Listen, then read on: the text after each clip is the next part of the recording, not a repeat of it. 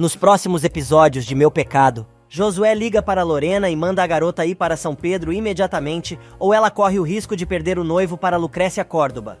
Lorena quer saber o que está acontecendo, mas o rapaz diz que não pode explicar tudo por telefone. Neste exato momento, Matias chega e quer saber com quem o noviço está falando. Ele diz que é com sua futura cunhada, pois está dando os pêsames pela morte de seu pai. Enquanto isso, a moça tem um acesso de raiva e diz a Miguel que precisa ir para São Pedro imediatamente. O rapaz se oferece para levá-la até o povoado. E em São Pedro, Assunção vai até o quarto de Lucrécia, querendo saber de Tetê, e explica que acha que a garota foi procurar Manuel, pois ficou sabendo de Fidel. Lucrécia diz que já sabia, pois o próprio bandido falou na cara dela e do rapaz. Assunção conta que sempre soube da história e que sofreu muito com sua comadre, quando ele a deixou grávida. Na fazenda, Branquinha janta com Delfina e Modesto, e quer saber por que Manuel não foi comer com a família. A empregada explica que o filho não está bem, e a mocinha se oferece para procurá-lo. Delfina tenta impedir, mas o marido diz que uma boa conversa com a amiga pode ajudar o rapaz. Delfina revela então ao marido que daqui a pouco o povo vai começar a falar e ela não quer que isso aconteça. Mas Modesto tranquiliza a esposa, dizendo que ela não tem do que se envergonhar. No bar da cidade, Carmelo encontra Fidel, que já está bebendo. Ele diz que não gostou da atitude do capanga mais cedo na Fazenda Milagre, lembrando que quem paga o salário do sujeito é ele. Mas Fidel não quer saber e manda o pegajoso demiti-lo. O rapaz confessa que não está entendendo a atitude do bandido, e ele diz que, quando atacou o rapaz uns dias antes, não sabia que ele era seu filho. Carmelo continua desafiando o homem, chamando Manuel de cachorro. Fidel se irrita e diz: "Posso ter sido uma porcaria como pai por não ter cuidado de meu filho todo este tempo, mas quero deixar claro que não vou fazer nada contra ele. O garoto tem o meu sangue, e não sou como você, Carmelito, que teve coragem de matar seu pai." Na fazenda, Branquinha vai dar uma força para seu novo crush.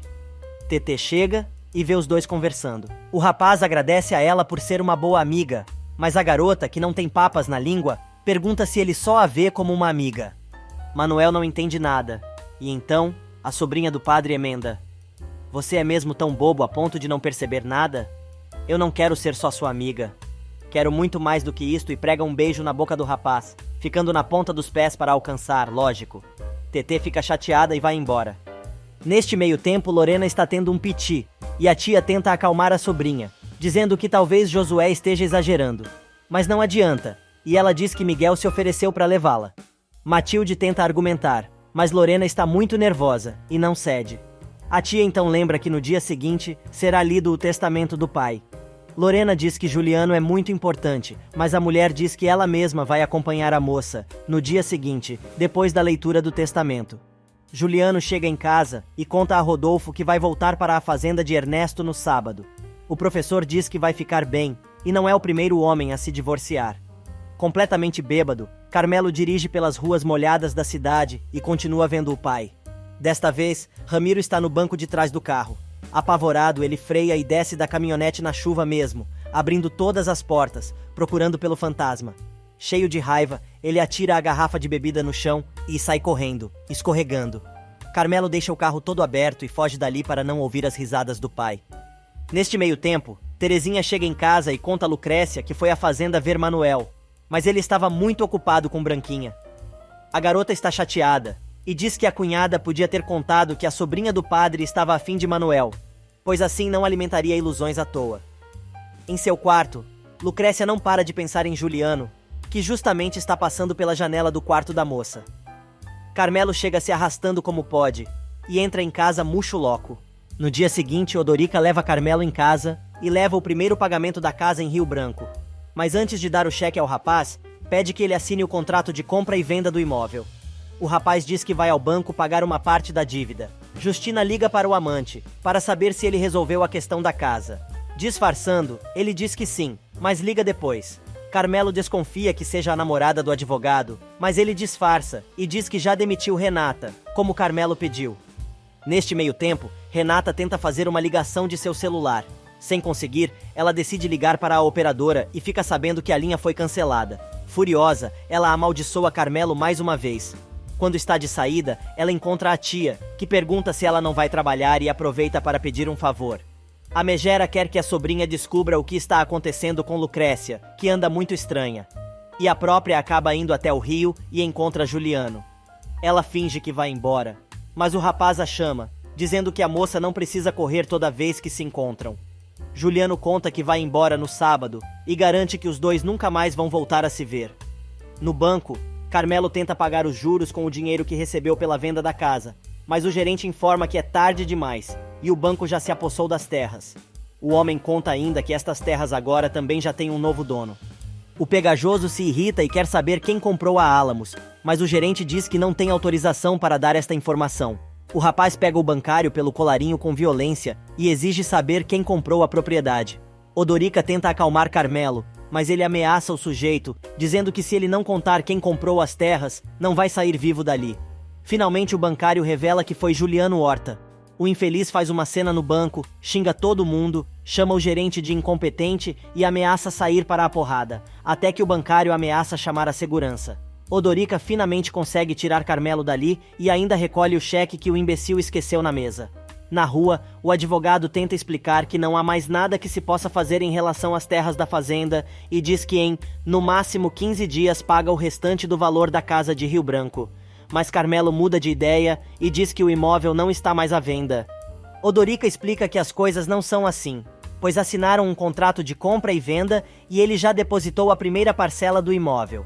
Sem querer saber de nada, Carmelo responde que está desfazendo o acordo e o valor da entrada do imóvel ele devolve quando bem entender. Neste meio tempo, Juliano vai até a delegacia e quer saber se já encontraram o assassino de Ramiro, pois quer a medalha que ficou retida para a investigação. Enquanto isso, na plantação, Lucrécia e Manuel conversam sobre Juliano e diz para a amiga que se ela ainda gosta do rapaz, deveria fazer alguma coisa para impedi-lo de ir embora novamente. Na cidade, Renata bate insistentemente na porta da casa dos Souza. TT atende e é Renata, procurando por Carmelo. A moça diz que o irmão não está e a entojada resolve entrar para esperar o amante. Mas Terezinha, que não aguenta mais as cagadas do irmão, coloca a moça para fora e a manda esperar na rua. A Sensal resolve deixar um recado e manda a garota avisar ao seu irmão que as coisas não vão ficar assim, e ele não sabe do que ela é capaz.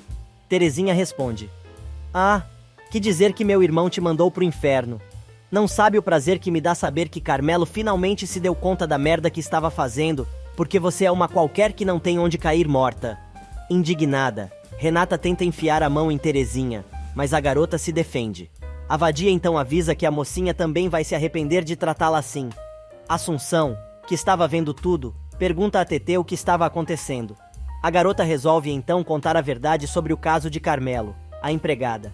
Do outro lado da cidade, Carmelo está quase derrubando a porta da casa de Rodolfo e Justina, mas ninguém atende. Juliano chega bem na hora e quer saber o que o entojado quer. O rapaz chama Malvado de ladrão e ele se dá conta que o filho de Ramiro já sabe que ele é o novo dono da Álamos.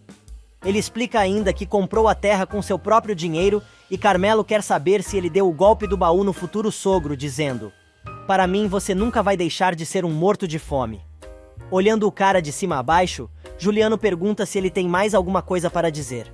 Carmelo então responde: "Não importa o que eu tenha que fazer para recuperar estas terras, mas elas vão voltar a ser minhas, assim como peguei a mulher que você gostava. Lucrécia é minha e de mais ninguém." Alguns minutos mais tarde, Justina chega ao apartamento de Odorica cheia de amor para dar, contanto que o amante já tenha resolvido a compra da casa em Rio Branco. Ele conta que deu zebra no negócio, pois as terras de Carmelo foram tomadas pelo banco e Juliano as comprou. Por isso o rapaz desistiu de vender o imóvel. Depois que consegue todas as informações que queria, Justina resolve ir embora e diz que está decepcionada, pois pensou que o advogado era um homem que mantinha a sua palavra nas promessas que fazia, mas viu que estava enganada. E no final do turno escolar, Matias vai ver o amigo professor para falar sobre Josué. O padre explica que o garoto não tem vocação para ser padre, e explica que ele está usando a batina para esconder suas fraquezas, e o sacerdócio é apenas uma espécie de fuga. O religioso explica a Rodolfo que Josué precisa de ajuda profissional. Por falar em Josué, ele está mais uma vez discutindo com Juliano, falando sobre moral e bons costumes, justificando que agora ele é um representante da igreja.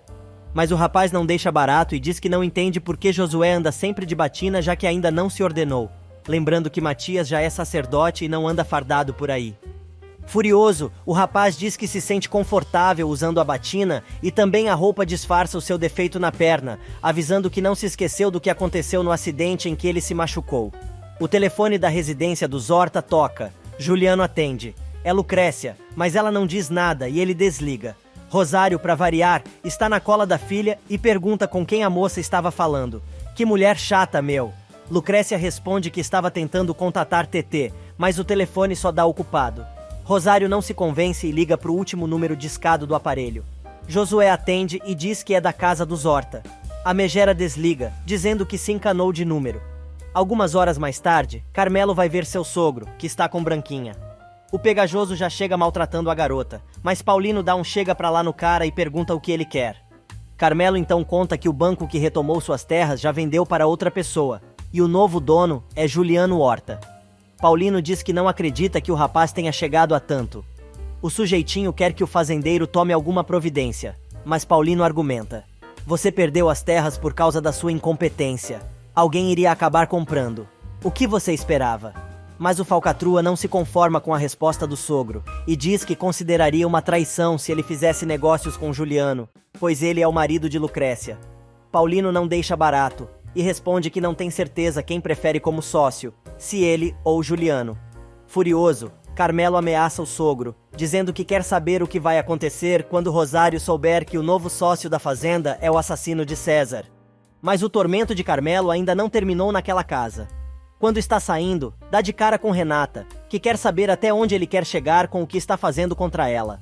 Com a maior cara de pau, ele responde que não está mais disposto a pagar pelos caprichos da amante e diz para ela se dar por satisfeita, pois não tirou o carro ainda. A garota fica furiosa e agarra o amante pelo rosto, chamando o rapaz de infeliz. Ele dá um safanão, dizendo que não acha legal ela gritar ali, como uma histérica.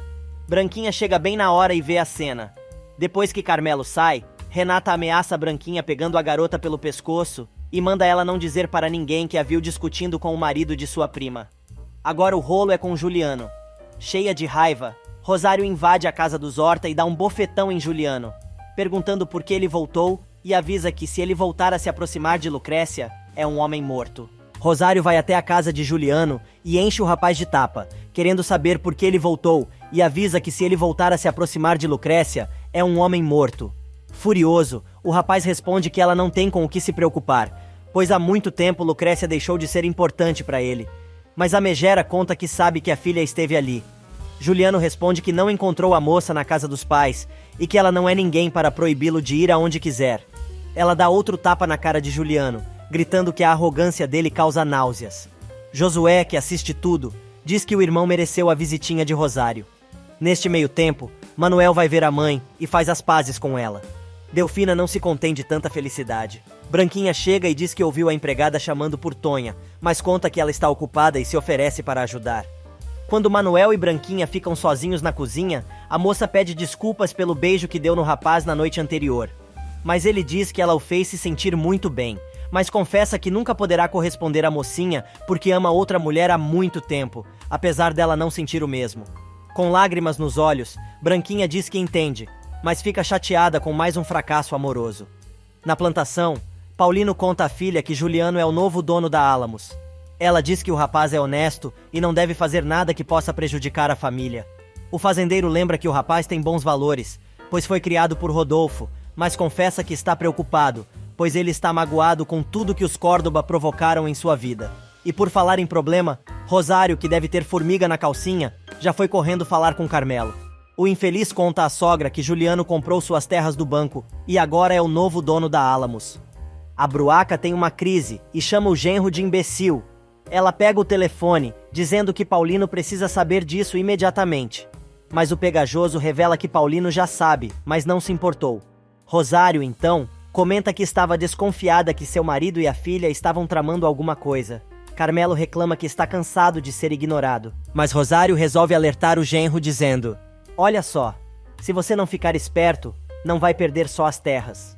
Do alto da sua arrogância, o pegajoso diz para a sogra não se preocupar, pois Lucrécia já foi avisada para não se aproximar de Juliano. Mas a dona Megera não se convence e responde: você pode ter avisado, mas eu não acho que este aviso tenha servido muito, pois tenho certeza de que Lucrécia e Juliano têm mantido contato. Cuspindo fogo pelas ventas, Rosário jura que a filha vai se arrepender, mas Carmelo resolve se impor e diz que de sua esposa cuida ele. A mulher então o ameaça, dizendo que desta vez ele precisa garantir que Lucrécia entenda o recado. Terezinha, que acabou de encontrar Rosário na saída do escritório do irmão, vai falar com Carmelo para saber por que a mulher saiu dali com tanta raiva. Ele manda a irmã ficar calada e não contar nada sobre Renata. A menina lembra que a amante do irmão deixou um recado, mas ele sabe do que se tratava. TT parabeniza o irmão por ter dado um pé na bunda da entojada, mas ele diz que não tem o menor interesse em continuar conversando sobre este assunto. Agora, Terezinha cobra do irmão se ele já resolveu os problemas da terra e quer saber o que aconteceu com a casa de Rio Branco e avisa ao rapaz para ele não fazer mais nenhuma cagada com o dinheiro da família. Neste meio tempo, Josué chega à casa paroquial e vê que o pai está ali esperando. Arrogante e grosseiro, o rapaz diz que estava na casa da mãe esperando por ele e pergunta o que o professor está fazendo ali. Com toda a paciência do mundo, Rodolfo diz ao filho que quer conversar com ele há algum tempo, mas não queria que fosse na frente de Justina. Rodolfo então pergunta ao filho se ele tem certeza de que quer ser padre, pois não acha que ele tenha o necessário para dedicar sua vida a Deus, principalmente porque ele está muito preocupado em provar, o tempo todo, que tem a tal vocação. Josué não dá a mínima para o que o pai falou e começa novamente sua campanha contra Juliano, dizendo que o irmão vai causar muitos problemas, já que acabou de ter uma séria discussão com Rosário. Enquanto isso, Juliano reflete sobre a discussão com a mãe de Lucrécia. Neste exato momento, Justina chega dizendo que soube que ele comprou a Álamos e está feliz por ele ter provado a Carmelo quem realmente ele é.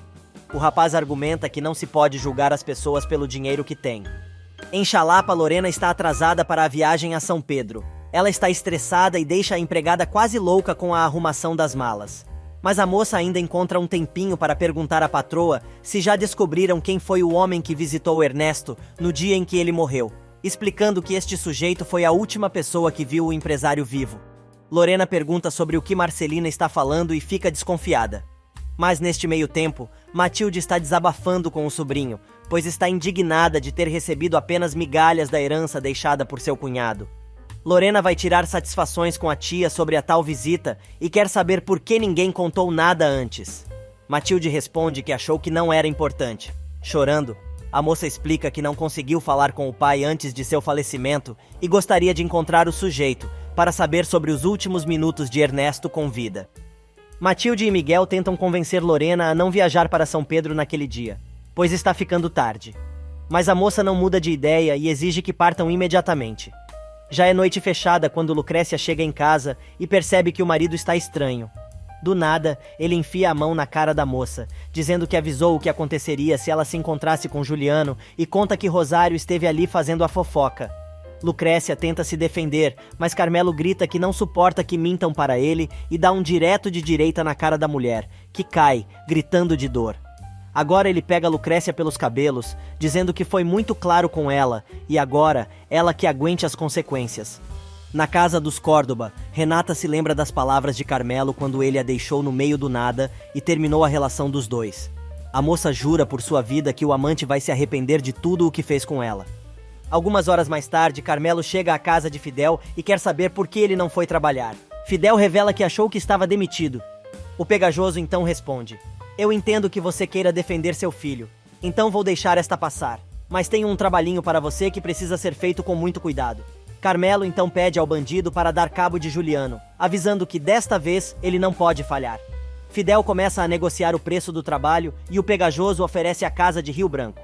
Do outro lado da cidade, Assunção vai ver Lucrécia para saber se ela conversou com Delfina e descobre que Carmelo espancou a moça. Lucrécia conta que o marido está com raiva, pois Juliano está na cidade, mas revela que o rapaz deve ir embora em alguns dias. Assunção se indigna e diz que Lucrécia precisa deixar o marido. Lucrécia diz que não pode por causa da dívida que tem com ele. A empregada a aconselha a sair fora logo, pois se ele bateu nela uma vez, vai continuar fazendo isso, e a dívida que se rale. Chorando muito, Lucrécia então confessa que tem muito medo do que o marido possa fazer se ela resolver se separar. Assunção diz à moça que vai ajudá-la, e afirma que pode deixar tudo com ela. Neste meio tempo, Renata, que estava escondida num beco próximo à casa do amante, vê ele chegando e se atira na frente da caminhonete. A moça é atropelada e Rita vê tudo. Em fração de segundos, Carmelo pula do carro e vai ver como está Renata, que continua inconsciente. Rita grita: "Você a matou! Você a matou!" O pegajoso se defende, dizendo que não teve culpa. A moça começa a recobrar a consciência. Carmelo quer colocá-la no carro, mas Rita manda o rapaz não mexer na moça e chamar uma ambulância.